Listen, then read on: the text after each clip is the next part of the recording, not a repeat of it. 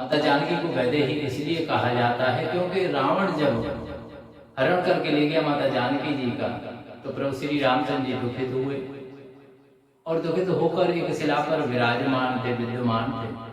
तत्पश्चात भ्राता लक्ष्मण जी आते हैं और उन्हें सांत्वना देते हैं। उसी क्षण, उसी समय देवर्षि नारद जी भ्रमण करते हुए उधर आए और उन्होंने अपने प्रभु को जब दुखी देखा तो उन्होंने नवरात्रि का महात्म्य बतलाया। किसे बतलाया? प्रभु श्री रामचंद्र। और जब महात्म्य बतलाया तो नवरात्रि आने पर प्रभु श्री रामचंद्र जी ने जगत जननी, जगत धात्री माता अन्नपूर्णा स्तुति की, इनका विधिवत पूजन किया।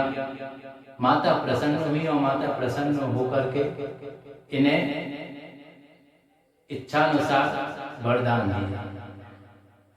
अच्छा, वैदेही इसलिए आता है इनका क्रम कि पूर्व जन्म में जो माता जानकी हैं वो पूर्व जन्म में एक वैदेही थी और वैदेही इनका नाम था। और ये थी कौन? एक मुनि जी की कन्या थी।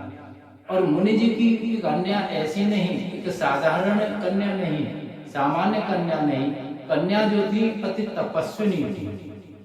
एक दिन रावण आया और वैदेही जी अपने तप में लगी हुई थी। और जब रावण आया तो रावण ने इनकी सुंदरता को देखकर इन पर कामातुर हो गया।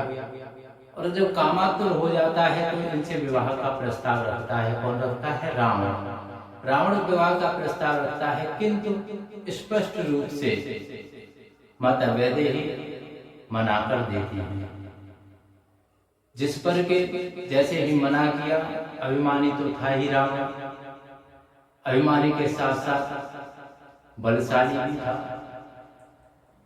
तो रावण ने, जैसा कि उसका स्वभाव था, क्रोध में आकर के कामातुर होकर और माता वैदेही के केस पकड़ लिए कि तुमने मुझसे मना क्यों किया।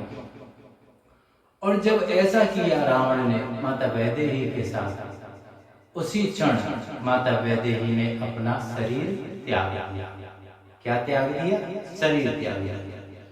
और जब अपना शरीर त्याग दिया माता वैदेही ने, रावण के इस कुकर्म को देख करके, तब माता वैदेही जी ने श्राप दिया था रावण को कि हे रावण, तेरे विनाश, जो तेरा विनाश होगा,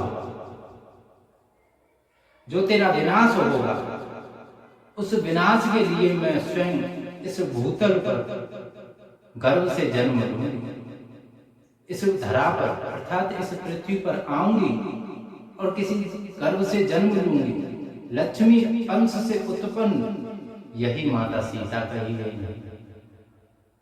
लक्ष्मी अंश से उत्पन्न यही माता सीता कही गई है। इसीलिए इन्हें श्री रामचरितमानस में वैदेही भी कहा जाता है। वैदेही जो है वो पूर्व जन्म की माता जानकी थी।